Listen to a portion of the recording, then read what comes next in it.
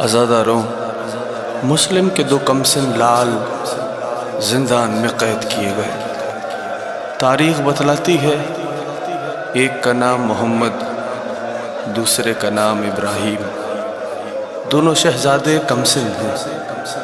زندان ایسا تھا کہ زیر زمین 50 زینے اترنے کے بعد مسلم کے کمسن بچوں کو زندان میں رکھا گیا۔ دیوار زندان کا سہارا لیے دونوں شہزادے بیٹھے تھے۔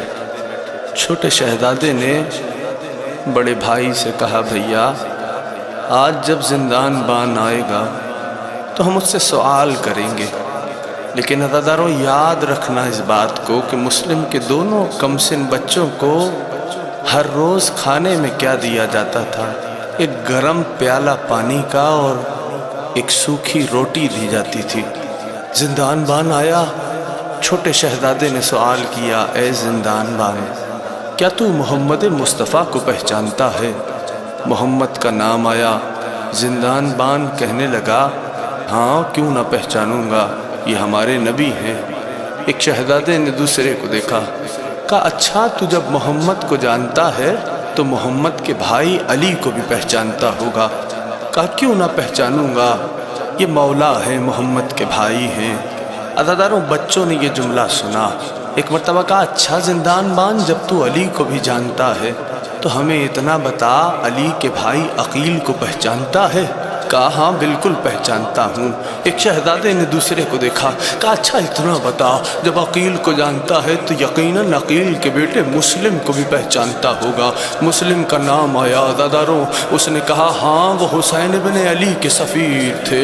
عزاداروں بھائی یہ جملہ سنا بچوں نے۔ ایک مرتبہ بھائی نے بھائی کو دیکھا، کہا جب تو مسلم کو جانتا ہے تو ہمیں پہچانتا ہے، ہم اسی مسلم کے دو غریب ہیں۔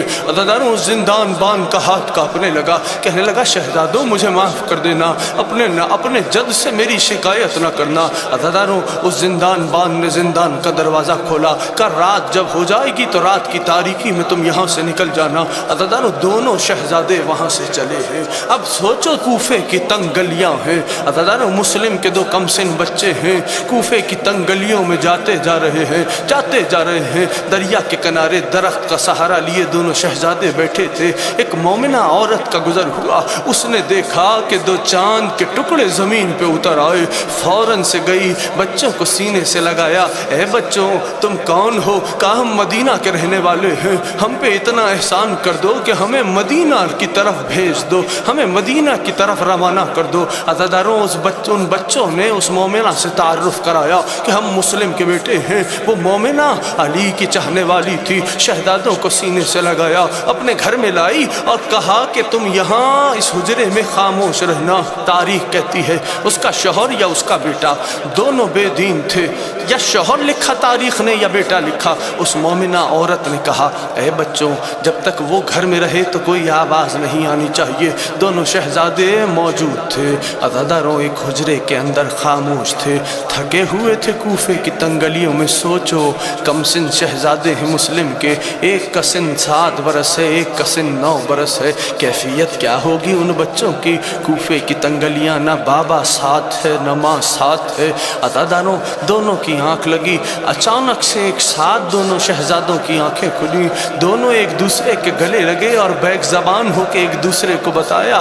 چھوٹے بھائی نے بڑے بھائی سے کہا، بڑے بھائی نے چھوٹے بھائی سے کہا، بھیا بابا خواب میں آئے تھے، ہمیں بلا رہے تھے، میرے بچوں بڑا امتحان دے دیا تمہارا بابا، تمہارا بچوں بڑا امتحان دے دیا تمہارا بابا، تمہارا منتظر ہے۔ عزاداروں، باپ کو دیکھتے ہی دونوں شہزادیوں نے گریہ کیا۔ اس ملعون کے کان میں آواز پڑی۔ عزاداروں، تاریخ کہتی ہے اب جو ظلم ہوا، مسلم کے کمسن بچوں کو زلفوں سے کھینچتا ہوا دریا کے کنارے لایا۔ دونوں شہزادوں نے کہا ہمیں 2 رکعت نماز پڑھ لینے دے۔ بڑے شہزادے نے کہا پہلے مجھے قتل کرنا، میں نہیں دیکھ سکتا کہ میرے سامنے میرے چھوٹے بھائی کو قتل کیا جائے۔ چھوٹے شہزادے نے کہا ارے میرے سامنے میرے بھائی بھائی کو ذبح نہ کرنا۔ حضرت اس ملعون نے وار کیا کہ بڑے شہزادے کا سر تن سے جدا ہوا، جسم مبارک کو دریا میں چھوڑ دیا، لیکن تاریخ کہتی ہے بڑے شہزادے کا جسم دریا پہ رکا رہا۔ حضرت اس ملعون نے دوسرا وار کیا، چھوٹے مسلم کے چھوٹے شہزادے کا سر تن سے جدا ہوا۔ ایک مرتبہ آزادارو تاریخ کہتی ہے جیسے ہی چھوٹے شہزادے کا جسم دریا میں آیا، بڑے شہزادے نے اپنی باہوں کو پھیلا دیا، بھیا میں تمہارا منتظر ہوں، یہاں میں عرض کروں ہاتھوں کو جوڑ کر، اے زینب کے لاڈلو، اے اون محمد، اے جعفر طیار کے پوتو، اے حیدر کرار کے نواسو، بڑے خوش نصیب تھے جب گھوڑے سے زمین پہ آئے تو ایک جانب سے عباس دوڑے، ایک جانب سے حسین دوڑے، لیکن آئیے مسلم کے دو بچوں کی غربت دیکھیے، نہ بابا ساتھ تھے نہ چچا ساتھ تھے۔ ادادارو تاریخ کہتی ہے دارالعمارہ پہ مسلم کے جسم پاک کو لٹکایا گیا تھا۔ جب اسیران کربلا کا قافلہ کوفے میں وارد ہوا تو مسلم کی بیٹی نے اماں کا ہاتھ ہلایا اور دارالعمارہ کی جانب نگاہ کی، اماں اماں یہ کس غریب کا جسم ہے؟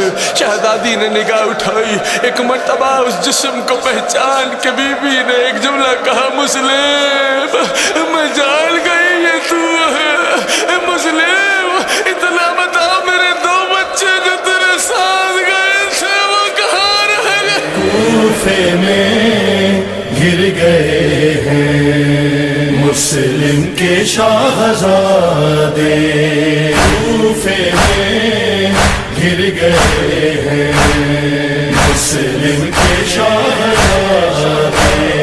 کوئی ذرا یہ جا کر، کوئی ذرا یہ جا کر عباس کو بتا دے، کوفے میں گر گئے ہیں مسلم کے شاہزادے، کوفے میں گر گئے ہیں مسلم کے شاہزادے۔ جانے دے غم کو ظالم حارث سے بھولے بچے، پھرتے ہیں مارے مارے 2 دن سے بھوکے پیاسے،